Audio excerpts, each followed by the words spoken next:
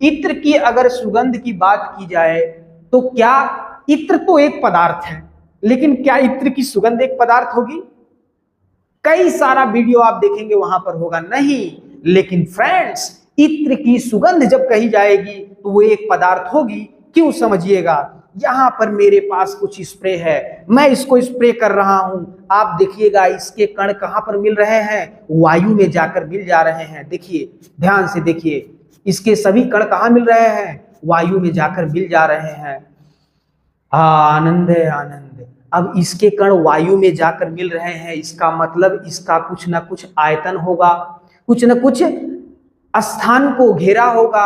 अगर स्थान घेरा है तो उसका द्रव्यमान होगा, और इसको हम सूंघ करके यानी 5 सेंसस में से किसी एक सेंसस से हम महसूस भी कर पा रहे हैं। दैट मीन्स इत्र की जो गंध होगी, इत्र की जो सुगंध होगी, वह भी क्या है? पदार्थ है। और यह आपके लिए बड़ा इंपॉर्टेंट है, क्योंकि बड़ा कंफ्यूजन होता है लोगों को इसमें। अच्छा, अब बात आती है गंध पदार्थ है कि नहीं है।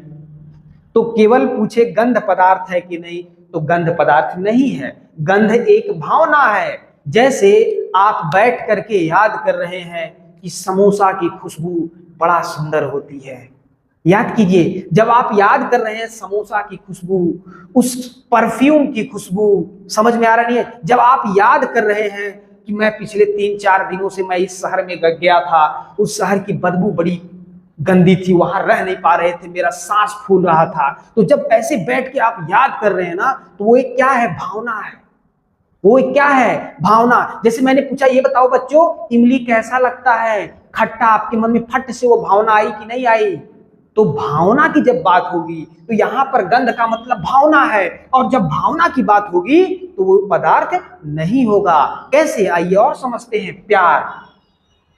मम्मी अपने छोटे बच्चे को कितना प्यार करती है।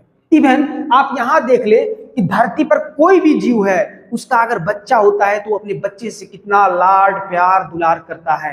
क्या उसको आप मेजर कर सकते हो? क्या उसका द्रव्यमान होता है? क्या उसका जो प्यार है, जो प्रेम है, क्या उसका आयतन होता है कि मेरे मम्मी का प्रेम इतना बड़ा है? ऐसा होता है क्या? नहीं बच्चों। दैट मीन्स ना ही इसका आयतन है, ना ही द्रव्यमान है, ना ही आंख से, कान से, नाक से, जीभ से, त्वचा से हम लोग नहीं समझ पा रहे हैं। इसको बस मन ही मन, उनके क्रियाओं से, उनके प्रतिक्रियाओं से हमें महसूस होता है, उनके एक्टिविटी से हमें महसूस होता है कि वो हमें बहुत प्रेम करते हैं। तो प्रेम एक भाव है। उसी प्रकार से गंध भी एक क्या है? भाव है। घृणा भी एक क्या है? भाव है।